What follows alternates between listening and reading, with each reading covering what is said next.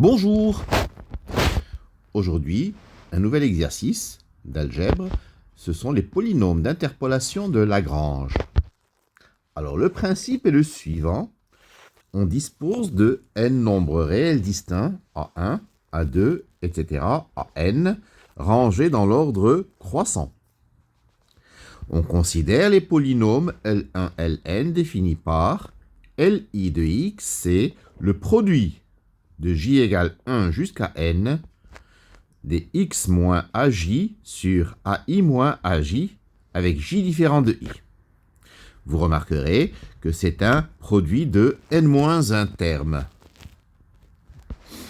Alors, il s'agit de montrer les deux choses suivantes. D'abord, que la famille L1, etc., Ln est une base de Rn-1 de x, c'est-à-dire des polynômes de degrés inférieurs ou égaux à n-1, à coefficient réel bien sûr.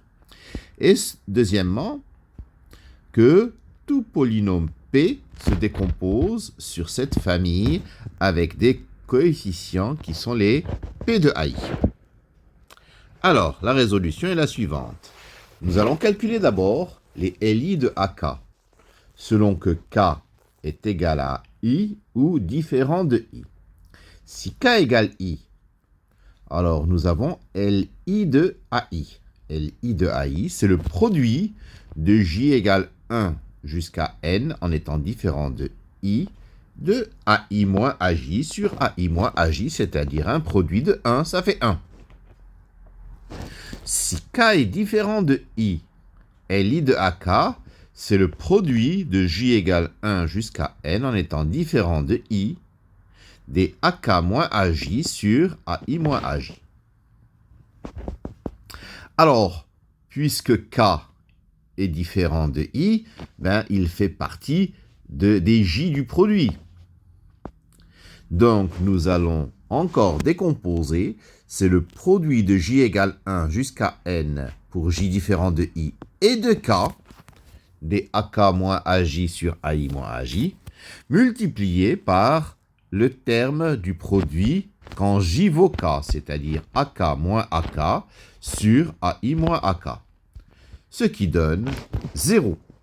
Ainsi, LI de AK vaut 0 si K est différent de I et 1 si K égale I. Alors, ça a un nom. Cette quantité qui vaut 0 lorsque K est différent de I et 1 si K égale I, c'est ce qu'on appelle le symbole de Kronecker. Donc, LI de AK, c'est delta IK. Alors, montrons à présent que la famille L1, Ln est une base de Rn-1 de x. Déjà, nous savons que Li est de degré n-1 quel que soit i, puisque c'est un produit de n-1 polynômes qui sont tous de degré 1. Alors, soit alpha 1, etc., alpha n, n réel, tel que sigma des alpha i, Li égale à 0. Montrons que tous les alpha i sont nuls. Pour cela, nous allons évaluer l'expression sigma des alpha i Li en AK. Sigma de i égale 1 à n des alpha i Li de AK vaut 0.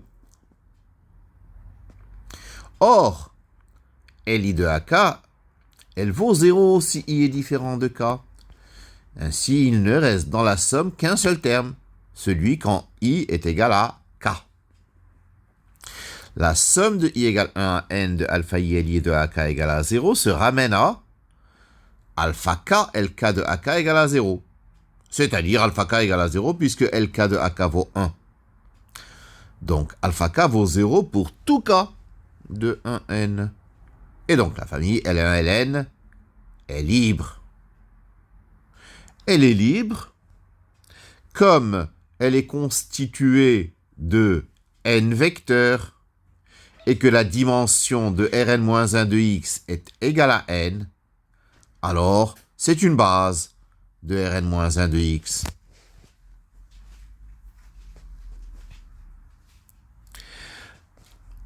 Deuxièmement, puisque L1, Ln est une base de Rn-1 de x, c'est une famille génératrice. Ça veut dire que tout polynôme de Rn-1 de x se décompose sur cette famille. Ainsi, nous pouvons écrire que P, c'est sigma de i égale 1 à n des bêta i Li. Nous allons évaluer ce polynôme en AK. P de AK, c'est la somme de i égale 1 à n des bêta i Li de AK. Alors, comme nous l'avons vu tout à l'heure, les Li de AK valent tous 0 sauf 1. Ainsi, P de AK vaut bêta K. Les coordonnées de P dans la base L1, Ln sont donc P de A1, P de A2, P de AN, puisque les bêta I valent P de AI. Donc P s'écrit sigma de I égale 1 à N des P de AI multiplié par Li. Et ceci termine notre petite curiosité sur les polynômes de Lagrange. Je vous remercie de votre attention.